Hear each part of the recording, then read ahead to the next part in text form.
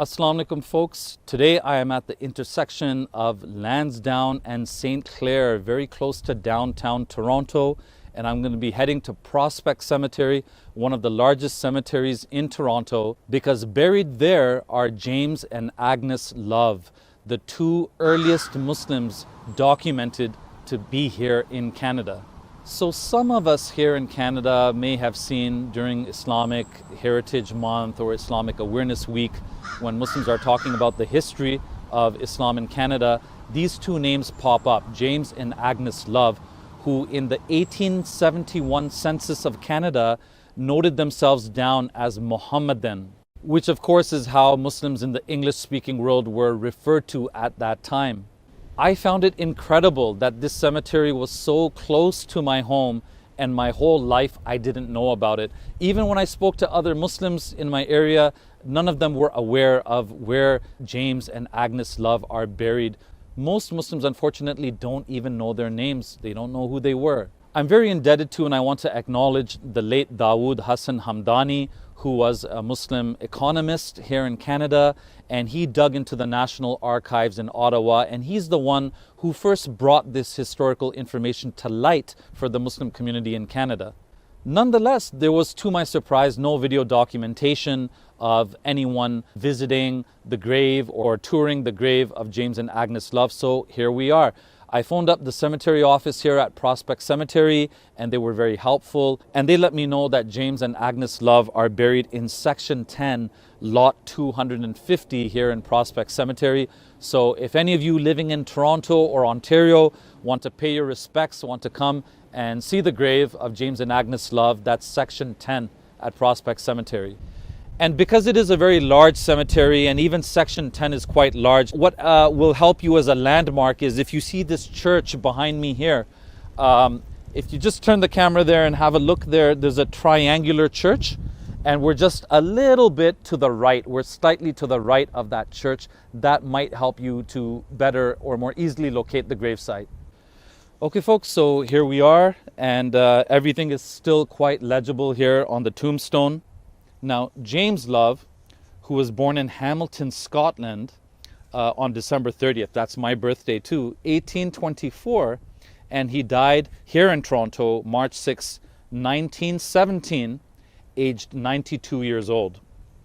Agnes, his wife, Agnes Garland or Agnes Love, she was born August 5th, 1835, and she died in July 25th, 1922. So as with other European Canadian graves, you have multiple interments here. So there's other members of the Love family that are buried here as well too, and they have their names engraved on here as well. So there's George Love, and if you look at the side of the tombstone, there's also Margaret L. Love, and there's also Henry Love.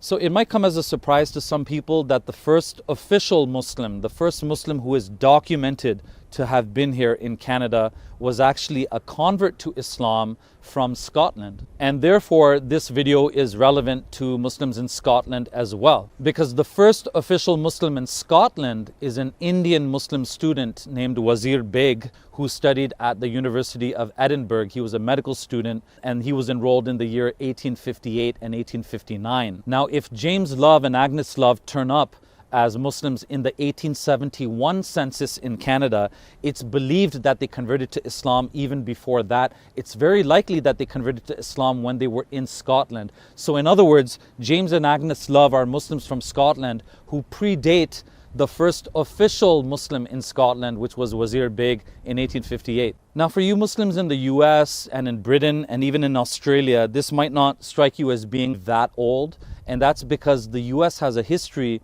of transatlantic African Muslim slaves who were brought over even in the 1600s, even in the 1700s. So for me to be looking at the grave of a European Muslim here in Canada who was born in 1824 and who died in 1917, like, this is really, really old by Canadian standards. This is so old, this means that he was here as a Mohammedan, as a Muslim, even before Canada was Canada.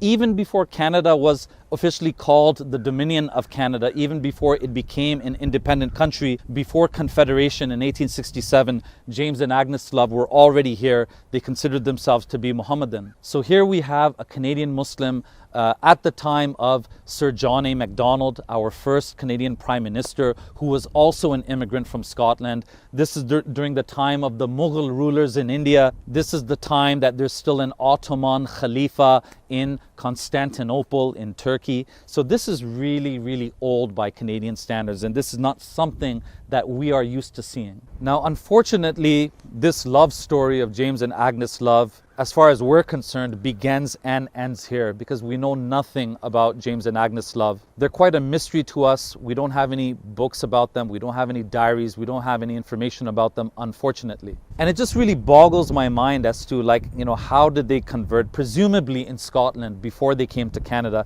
Because in Canada, eventually they settled down in Peel, which was back then just farmland. And so it's unlikely that they would have converted to Islam over there. It's more likely they converted to Islam when they were in Scotland. But how did it happen? You know, I double checked the dates for Marmaduke Pickthall, but Marmaduke Pickthall comes into the picture after their conversion to Islam. Abdullah Yusuf Ali comes after James and Agnes Love. The Quilliam community there in Liverpool in the UK, Muhammad Alexander Webb in the US, James and Agnes Love predate all of them. So how they came to be exposed to the teachings of Islam and to what extent they were exposed to Islam, what they understood of Islam, we simply don't know. And due to confidentiality regulations and privacy rules, the cemetery office here is not allowed to give out the contact details of whoever still owns the deeds to this gravesite, whoever is still in charge of the maintenance of the tombstone. So therefore, it's not very easy to get in touch with the current, members of the Love family today. But I have asked the cemetery office to forward my contact details onto the descendants of the Love family, if that's possible, and I'm hoping that someone might be able to get in touch. Now, for the sake of full disclosure, whether this family remained Muslim or how long they even remained Muslim for, we simply don't know, because there's a lot of inconsistencies in the documentation. In 1881, there was another census that happened in Canada, and in that census, James and Agnes Love and their list of children are all marked down as Presbyterian, which is a Christian denomination. So did they assimilate and become Christian after they came to Canada? Were they ever Muslim in the first place? Or is it just due to societal or political pressure that they kept kind of, a low key about their Muslim faith? We simply don't know. I'm privately hoping that the person who was recording that 1881 census just couldn't be bothered to spell Mohammedan. He's like, Mohammedan? Yeah, how do you spell that? Presbyterian, right? So we don't know what happened, and there's a lot of other inconsistencies. So for example, even with the original census, it marks down the age of James Love as 40 years old. But 40 years old doesn't go with the date of birth. If James Love's date of birth is correct here, 1824, then he would have been 40 years old in 1864, not in 1871. To further add to the confusion, that second census in 1881 records James Love's age as 55. So if he was 40 in 1871, how did he become 55 years old in 1881? How did he age 15 years in only 10 years? So there's a lot of discrepancies there. I don't believe that these censuses were very accurate. And for all we know, they came knocking on his door and he wasn't even there. Or his wife or one of his children answered the door and they said, it's complicated, we're Mohammedan, but my mother goes to a Presbyterian church, and who knows exactly what happened. But I'm going to assume the best. I'm going to assume that James and Agnes Love, who marked themselves down as Mohammedan in 1871, that they inshallah died as Muslims, and we should pray for their souls, and inshallah I'm going to make Surah Fatiha for them.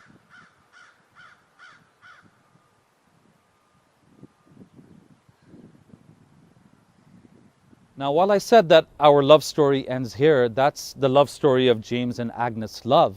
But what we know is that at least one of their sons, who was also named James Love Jr., and who is considered to be the first child, Muslim child, born in Canada. He, James Love Jr., is buried in Rockwood Cemetery, which is in Guelph, Ontario, also in Canada. And one of the daughters of that James Love Jr. is also buried in Rockwood Cemetery. She was buried there in 1962. So now we're getting a little bit closer to our time.